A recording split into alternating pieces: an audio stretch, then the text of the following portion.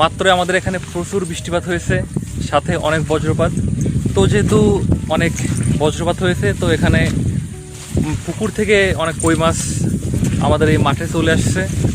আমি এখন জাল নিয়ে যাচ্ছি, দেখি কই মাছ পাই কিনা। এর আগেও একদিন জাল পাতছিলাম, তো অনেকগুলো কই মাছ পেয়েছি। তা আমি এখন যাচ্ছি ভুট্টার ক্ষেত দিয়ে। এই যে সামনে দেখতে পাচ্ছেন, এটা আমাদের মাঠ। আমি এই সামনের মাঠে জালটা পাতবো। আসলে ছোটোকাল থেকে আমার মাছ মারার অনেক নেশা। যে কোনো জায়গায় মাছ দেখলে আমি সেখানে চলে যাই, বসি, জাল যে কোনো কিছু দিয়েই আমি মাছ ধরি।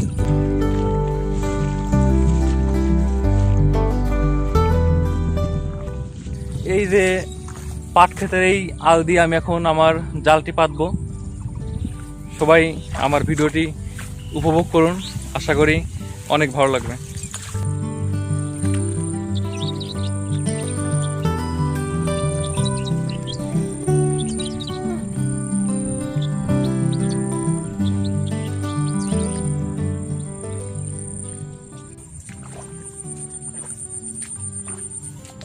আমার জাল পাতা মোটামুটি শেষ।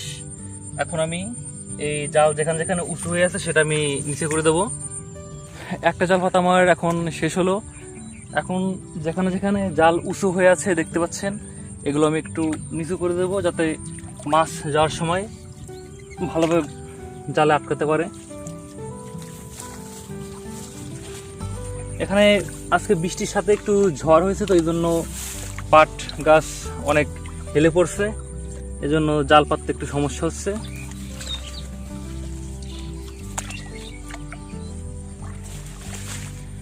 আশা করি রাত্রে যদি বৃষ্টি হয় আর একটু, তাহলে মাছ আরও বেশি বাঁধবে। আপনারা কে কে আমার মতো মাছ মারতে পছন্দ করেন অবশ্যই কমেন্টসে জানাবেন। আসলে যারা গ্রামে ছোট থেকেই বড় হয়েছে, তারা এই মাছ মারার সাথে অনেকটাই সম্পৃক্ত। অনেকেই মাছ মারতে অনেক পছন্দ করে। আমার কাছে মনে হয় যে আমি একটু বেশি পছন্দ করি মাছ মারতে, কারণ কোনো একটা জায়গায় যদি একটা দুটা মাছ থাকে, তাহলে আমি সেখান থেকে সেটা মানে মেরে আনতে পারি। তো একটা জাল পাতা শেষ আমার এখন। আমি এখন আরেকটি জাল নিয়ে যাব আরেকটা জায়গায়, ওইটা পাইতে আমি এখন বাসায় চলে যাব।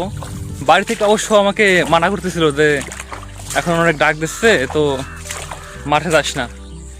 তাও মনে হলো যাই, যদি দু একটা মাছ পাই।